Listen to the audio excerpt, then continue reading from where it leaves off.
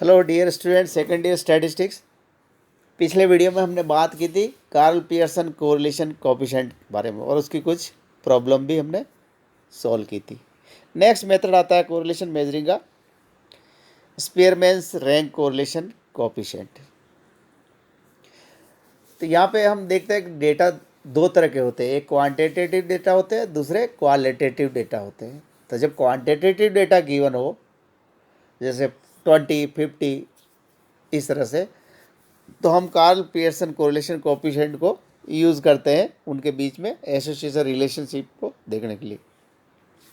लेकिन अगर qualitative data given हो, जैसे हम ये कहें कि क्या कोई ब्यूटीफुल होता है तो वो इंटेलिजेंट भी होता है क्या, तो इस तरह के रिलेशन के लिए हम का स्पीयरमैन्स रैंक कोरिलेशन कोएफिशिएंट को यूज़ करते हैं। तो चलेगा, when variables are qualitative like honesty, beauty, intelligence are given, then use rank correlation coefficient to determine correlation between them. It is denoted by rho. Rho is the symbol of rank correlation coefficient and is given by rho is equal to 1 minus 6 summation di square upon n into n square minus 1, where D is the difference between ranks of two variables x and y. हमको दो variables given होंगे, एक x दूसरा y। तो यहाँ पे हम उस वेरिएबल्स में वैल्यूज़ को रैंक्स देंगे, असेंडिंग ऑर्डर या फिर descending order. n is the number of pairs of observations. इस फॉर्मूले को हम प्रूव करेंगे रैंक कोरिलेशन कोएफिशिएंट के, कि prove that rho is equal to 1 minus 6 summation D I square upon n into N square minus 1। Let X I Y I 1 to n be the ranks of ith individual in the two characteristic a and b respectively. Again, let di is equal to xi minus yi denote the difference between the ranks of ith individual of two characteristics. If we assume that there is no I, then each of the variables x and y takes the values 1, 2, 3 and so on n. तो जब हर variable value लेगा i1 to n, that is 1 to 3 n, तो हम दोनों का mean निकालेंगे। x bar is equal to y bar, दोनों same होंगे, इज इक्वल टू मीन होता है summation x upon n। Summation x means sum of observation 1 + 2 + 3 and so n divided by n is equal to sum of n natural number होता है n into n + 1/2। n से n cancel हो जाएगा, तो ये आ गया मीन। और हमने पढ़ा है फर्स्ट ईयर में mean of first n natural numbers n + 1/2 होता है। एंड वेरिएंस ऑफ x की ये अनदर फॉर्म है 1/n summation xi square minus x bar square. तो 1/n summation xi square means first n natural के square का सम 1 square 2 square and so on n square minus x बार की value रख दी n + 1/2 का whole square. तो यहाँ पे हम देखते हैं एक और हमारा फॉर्मूला मैथ्स में, sum of square of n natural numbers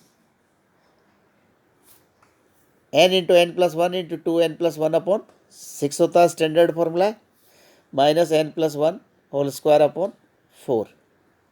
इसको एलसीएम लेंगे, सिंप्लीफाई करेंगे तो वेरिएंस ऑफ x आएगा n स्क्वायर माइनस 1/12। तो जो वेरिएंस आएगा x वेरिएबल का वही वेरिएंस होगा y वेरिएबल का। तो variance of x is equal to variance of y। In general xi not equal to yi and di is equal to xi minus yi. We have di is equal to xi minus yi, di is equal to, मैंने x बार को minus किया है और y बार को plus किया है, no change. X I minus X bar minus Y I minus Y bar, since X bar is equal to Y bar. अब हम इसको स्क्वायर करेंगे और सम करेंगे I1 to n, we get, सबसे पहले स्क्वायर करेंगे तो डी आई स्क्वायर हो जाएगा, सम करेंगे तो समीशन लग जाएगा, I1 to n implies A is equal to summation X I minus X bar minus Y I minus Y bar whole square. तो यहाँ पर इसको राइट हैंड साइड को ओपन करेंगे, ए माइनस बी का होल स्क्वायर फॉर्मूले से, A square plus B square minus twice A B की फॉर्म में, और समीशन को इम्प्लाइज करेंगे, कांस्टेंट समीशन से आउटसाइड आ जाता है, तो ये हो जाएगा summation X I minus X bar whole square plus summation Y I minus Y bar whole square minus twice summation X I minus X bar Y I minus Y bar. Now dividing both sides by N, we get, left hand side हो जाएगा 1/n summation D I square. Right hand side में first term देखिएगा, summation X I minus X bar का whole square, और n से मैं divide करूँगा तो वो बन जाएगा variance of x। Second term बन जाएगी variance of y minus twice summation 1/n divide करेंगे x I minus X bar Y I minus Y बार, और वो हमारा हो जाता है, हमने पढ़ा है कोवेरियंस एक्स वाई। सिंस मैंने रीजन भी दे रखा है कि वेरियंस ऑफ एक्स ये होगा, कोवेरियंस ऑफ एक्स ये होता है, इसलिए इसको लिख देते हैं। चलिएगा next step, 1/n summation D I square as it is summation sigma X square plus variance of Y है, उसको मैं लिख सकता हूँ variance of X, since variance of X is equal to variance of Y है, minus twice rho S D of X S D of Y, क्योंकि हम जानते हैं correlation R is equal to होता है covariance X Y upon S D of X S D of Y. तो मैंने are की जगह रो डिफाइन कर दिया है, और कोवेरियंस मल्टीप्लाई करेंगे तो ये हो जाएगा rho S D of X S D of Y.